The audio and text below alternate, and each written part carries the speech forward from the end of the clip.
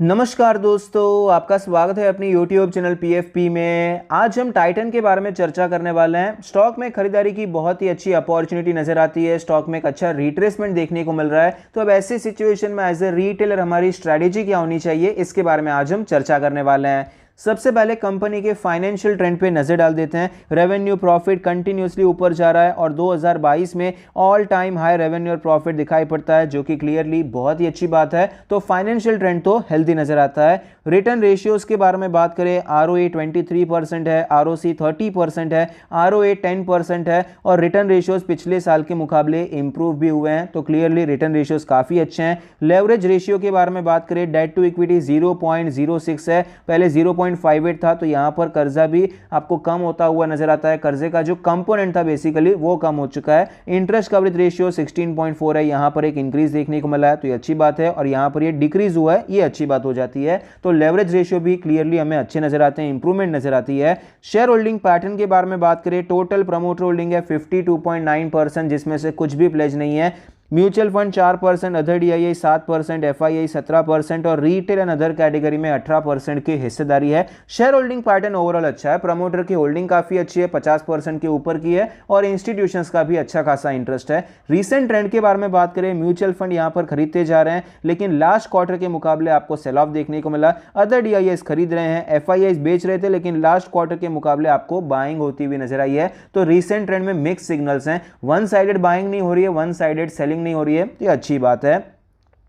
Valuation के बारे में बात करें तो 71 का PE रेशियो है, जो कि हिस्टोरिकली लोअर साइड पे है। सेक्टर का 95 के करीब चल रहा है, तो सेक्टर के मुकाबले सस्ता नजर आता है। प्राइस टू बुक रेशियो 24 का है, जो कि हिस्टोरिकली हायर साइड पे है। तो वैल्यूएशन अगर देखा जाए, 70 का PE रेशियो टाइटन के लिए सस्ता बिल्कुल भी नहीं है। ओवरऑल आपको ये स्टॉक अब भी प्रीमियम वैल्यूएशन पर ही ट्रेड करता हुआ नजर आता है। स्टॉक के चार्ट पर आप देख सकते हैं, आपको यहां पर बहुत बड़े बड़े मूवमेंट्स नजर आते हैं। पहले तो स्टॉक ने एक रेंज में ट्रेड किया, रेंज ब्रेकडाउन हुआ, स्टॉक में अच्छी खासी गिरावट हो गई, वी शेप रिकवरी देखने को मिली। उसके बाद वापस स्टॉक हमें एक रेंज में ट्रेड करता हुआ नजर आता है। फिलहाल ये स्टॉक अपने 200 डेज के मूविंग एवरेज से सपोर्ट लेकर ऊपर जाने की कोशिश कर रहा है, बाकी सारे मूविंग एवरेज के नीचे। डेली RSI 39 का लेवल है। मोमेंटम फिलहाल थोड़ा सा हमें नीचे के साइड पे नजर आया था, लेकिन वहां से थोड़ी बहुत रिकवरी देखने को मिली है। रेजिस्टेंस हमारा 2600 का लेवल है। सपोर्ट के बारे में बात करें, अप्रोक्सीमेटली 2450 का सपोर्ट नजर आता है। वीकली चार्ट पर चलते हैं तो वीकली चार्ट पर भी हमारा जो रेजिस्टेंस नजर आता है, रेजिस्टेंस यही है, 2600 से 2650 का एरिया है और सपोर्ट हमारा 2400 से 2450 का एरिया हो जाता है। मंथली चार्ट पर चलते हैं। मंथली चार्ट पर अगर हम सपोर्ट निकालने की कोशिश करेंगे तो सपोर्ट कोई ज्यादा दूर नहीं है, 2400 से 2450 यही जोन एज अ सपोर्ट हमें नजर आता है। और रेजिस्टेंस के बारे में बात करें तो रेजिस्टेंस यहां पर ऊपर शिफ्ट हो जाएगा। ये जो रेजिस्टेंस आपको यहां पर नजर आता है, ये लेवल है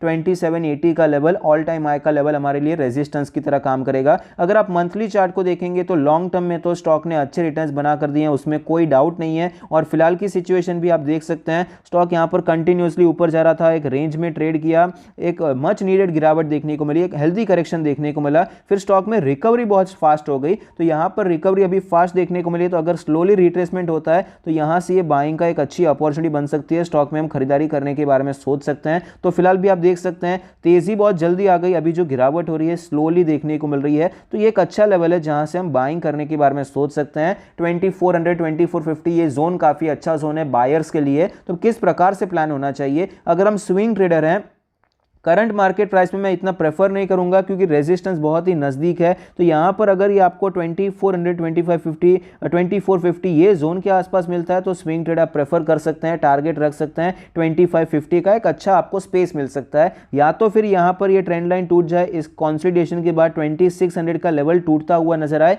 तो हम 2700 के लिए खरीदारी कर सकते हैं स्विंग ट्रेड के लिए। ये स्विंग ट्रेड हो गया। पोजिशनल ट्रेड के बारे में बात करें तो पोजिशनल ट्रेड में देखिए बेस्ट एंट्री लेवल जो रहेगा वो 2450 से 2400 का लेवल रहने वाला है। ये जो जोन है ये बेस्ट एंट्री जोन रहने वाला है। अभी फिलहाल देखिए किस प्रकार से गिरावट हुई, आपको थोड़ा ऊपर जाता हुआ नजर आया, फिर से गिरावट देखने को मिली। इस प्रकार से ऊपर जाने के चांसेस बहुत ही कम होते हैं। या तो ये स्टॉक इस प्रकार से थोड़ा और नीचे आएगा, ये बेस्ट लेवल है जहां से सपोर्ट लेकर ही ऊपर जा सकता है, या तो फिर यहां पर ऊपर चला जाएगा फिर कंसोलिडेट करके ऊपर जाता हुआ नजर आएगा। दोनों केस में हम पोजिशनल ट्रेड में एंटर हो सकते हैं। या तो ये स्टॉक आपको 23 माफ़ कीजिए 2400 2450 ये जोन के आसपास मिलता है, तो एक अच्छा एरिया ही है। यहाँ पर छोटे स्टॉप लॉस के साथ हम पोजिशनल ट्रेड में एंटर हो सकते हैं। क्वांटिटी कितनी लेनी चाहिए, तो क्वांटिटी आप यहाँ पर 50% की ले सकते हैं। फॉलो अप पे या फिर ऑल टाइम हाई के ब्रेकआउट पे एडिशनल 50% की खरीदारी कर सकते हैं। अगर ऐसा नहीं होता है, स्टॉक आपको रिकवर करता हुआ नजर आता है, ये जोन के आसपास पहुंच जाता है, तो यहाँ पर अगर ब्रेकआउट होता है उसके बाद आप यहाँ पर क्वांटिटी ऐड कर सकते हैं 50% और इसके ऊपर एडिशनल 50% आप ऐड कर सकते हैं। इस हिसाब से पोजिशनल ट्रेड का हमारा एंट्री प्लान हो सकता है।